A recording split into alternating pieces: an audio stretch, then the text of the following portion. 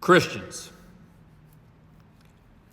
after the NAACP Awards ceremony where Dwayne Wade and Gabrielle Union gave their little acceptance speech,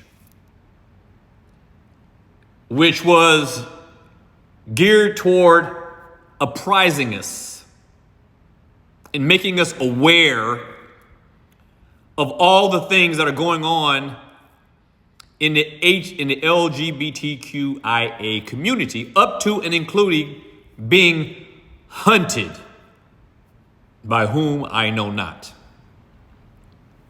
In any case, I made a post not responding to them, but communicating in response to them to Christians.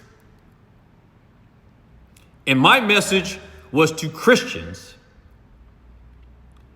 and the call, or to make the clarion call for the Christian community to be aware that the LGBTQ community has made us their official or unofficial, I don't know, made us their adversaries. We're the ones that are doing them all this great harm. This person responded to my post, as I said, a post that I made to Christians only. It was not directed to anyone in the LGBT community. And yet, many people, like this person, responded to me with these kinds of messages. Now, this person, to be fair, I want to give you the entirety of what this person said, because this is part 2. The first part reads as follows. Speaking to me, "Sir, I have a question. If a Christian does Christian things, is not that a good thing? And when other people do what other people do, isn't that their thing? So why do you," and then it goes on here, "so why are you in their business? Leave them alone and be Christian and let them be whatever they want to be." Now, number one, I was only talking to Christians. So, sir, you and anyone else who have responded to me in this fashion, and I will address many of them after this one, I was not speaking to them, nor was I speaking to any of their supporters.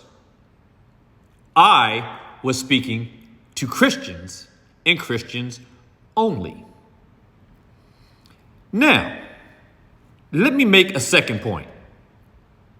You said, why don't I just mind my own business and leave them alone to do whatever they want to be? I am totally fine with that. But let me ask you a question.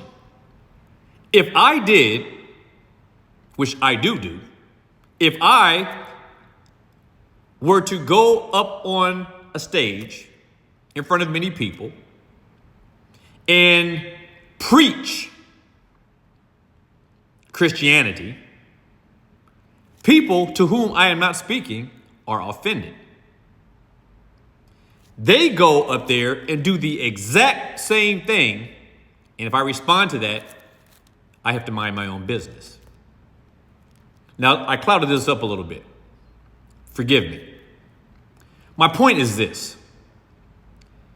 They went on national television to pontificate a perspective on the LGBT community that they want all of us, everybody, to understand and to heed and to believe, and that our support should be logical. How is that any different than what Christians do? Why don't they mind their own business and preach that stuff amongst themselves? This is what they tell us to do. Christians, mind your own business. Stop preaching to us. We don't want to hear it. We have to hear you, though. We have to hear your nonsense. We could ask you, those of you who support this stuff, we have a right to ask you the same questions you have a full right to ask us. You ask us to prove whether or not God exists. There are lots of things that you support that we'd like to ask you. Can you prove that this is natural? Can you prove that you were made a certain way? Can you prove scientifically that you are a way that is contrary to what science has obviously made you? Don't get me wrong. LGBTQ people have every right as citizens of this nation to be whatever they want to be.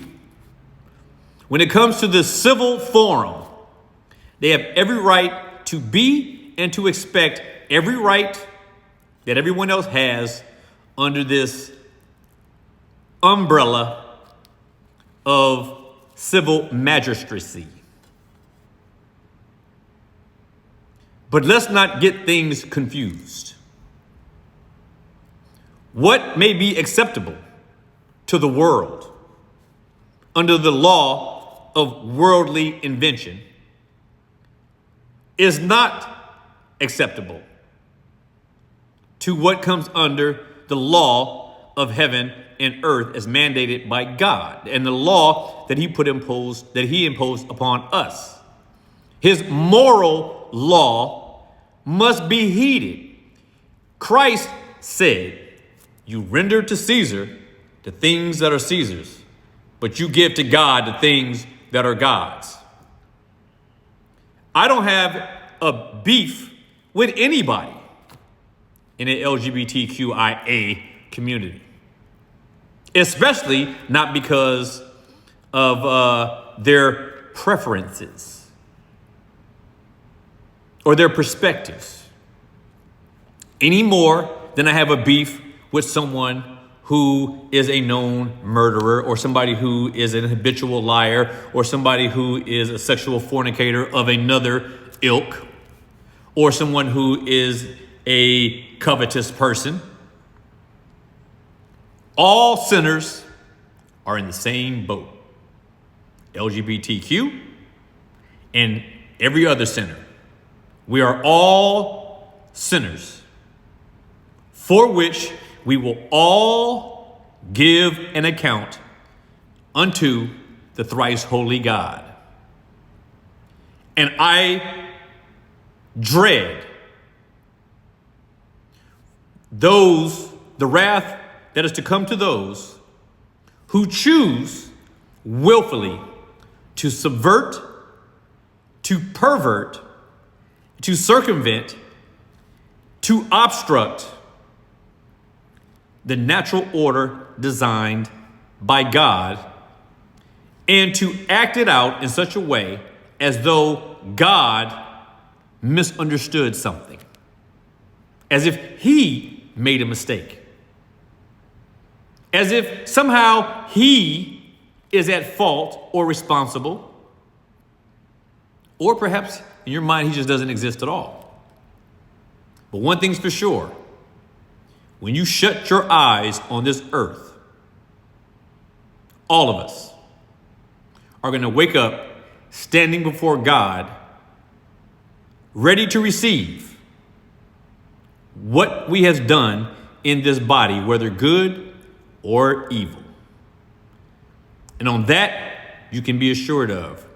Gamble if you will, but we have already been told what to expect for the things that we do in this earth. Be provoked and be persuaded.